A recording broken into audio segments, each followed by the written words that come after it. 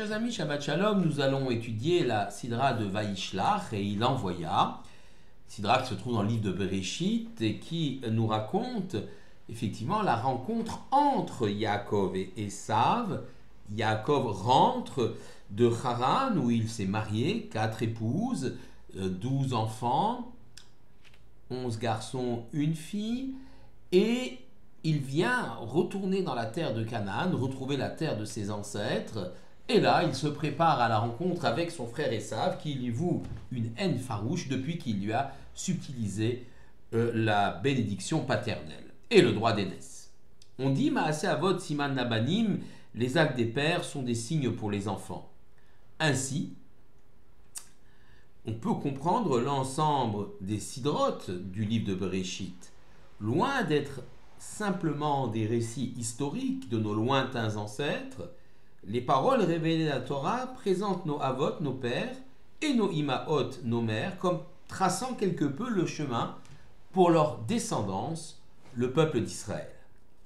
Yaakov, sans que son frère Esav ait assoiffé de vengeance, depuis ce jour où il lui a subtilisé sa bénédiction, subterfuge bien légitime pour un homme qui veut prendre et transmettre l'héritage spirituel de son père Yitzhak, aveuglé, lui, Yitzhak, par une bonté parfaite et un amour sans faille de son aîné Esav.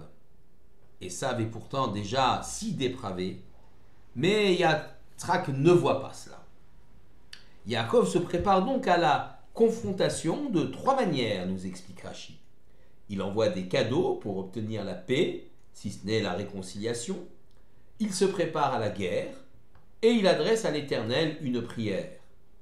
Ainsi le peuple d'Israël devra se comporter à l'avenir. Rechercher la paix, certes, mais être vigilant, prêt à la guerre et ne jamais oublier l'Éternel qui lui envoie un malach, le Sar, le prince d'Esav, avec qui Yaakov va lutter. Cette lutte est assez extraordinaire. Elle intervient au moment où Yaakov a fait passer toute sa famille de l'autre côté d'une petite rivière affluente du Yarden qu'on appelle le Yabok. Il se retrouve seul.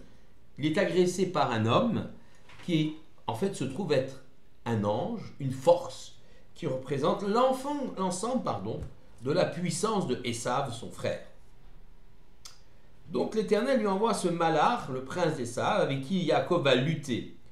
Est-ce une réalité physique que cette lutte, ou alors une sorte d'image spirituelle? Les rabbins, les rabbinim, les exégètes se divisent là-dessus.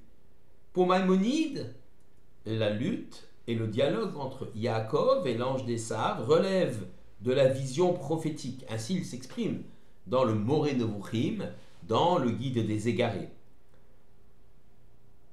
Effectivement, cette rencontre est tout à fait spirituelle.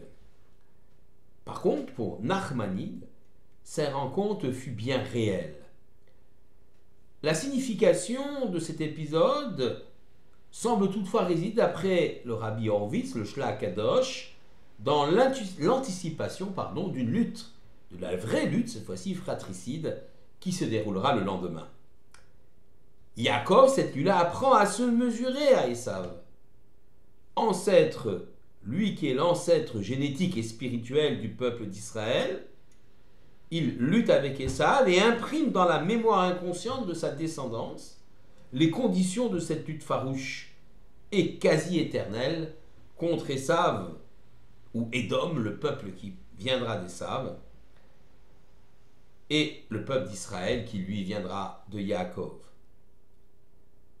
Si Ishmaël et Yitzhak se réconcilient dans le deuil de leur père Abraham, Esav, lors de sa rencontre avec Yaakov, essaye de le mordre. Il est en effet écrit Vaïpol ad Tsevara, Vaïshakeu, Vaïfku. Il est tombé à son cou, il l'a embrassé, on parle de Esav, et ils ont pleuré tous les deux. Le mot Vaïshakeu est ponctué dans le texte même de la Torah sur sa partie supérieure.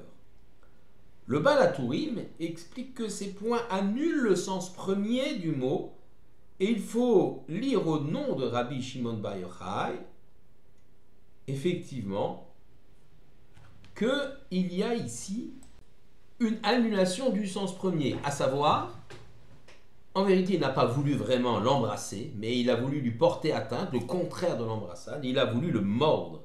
C'est régulièrement rapporté par le Midrash que le cou de Yaakov s'est raidi et qu'Esav s'y brisa les dents et pleura non pas d'émotion en rencontrant son frère, mais de douleur. Alachahi beyadoua chez Esav sonné le Yaakov, dit Rabbi Shimon Bar Yochai, c'est une alacha connue, Esav et Yaakov. Et cela semble éternel. Une telle haine, une telle rancune, pourquoi? Yitzhak le père n'avait-il pas donné 2 héritages, 2 bénédictions spécifiques pour chacun des frères? Pour Esav, le chasseur, les richesses matérielles et la jouissance de ce monde. Pour Yaakov, surnommé Ishtam, Yoshev Oalim, l'homme simple résidant dans les tentes, pour étudier, la bénédiction spirituelle, le monde futur seront son lot. Ainsi, un shalom, une paix aurait pu s'instaurer dans le partage des 2 mondes. À Yaakov, le monde spirituel, à Esav, le monde matériel. En vérité, cette partition est tout à fait fictive. Et Esav comprend qu'il faut, pour atteindre son but, se saisir de l'ensemble des bénédictions. Esav veut jouir pleinement du monde terrestre, mais il veut pouvoir le faire en s'enveloppant dans une couverture de spiritualité artificielle.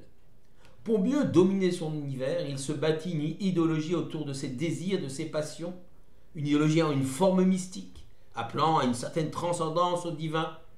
Et Esav ne peut dès lors supporter que Yaakov prétende à une autre spiritualité plus authentique et elle dénuée d'arrière-pensée. Quant à Yaakov, il sait que pour exister, il ne peut se contenter d'un univers éthéré et doit s'ancrer aussi dans un monde physique, une terre, un état, l'état d'Israël. Yaakov est l'homme porteur du message divin, lequel, donné aux êtres mortels, ne peut être vécu que dans ce monde-ci. Rester être de chair, mais emporter la matière vers les chemins de la spiritualité, c'est le contenu de la bénédiction de son père Yitzhak.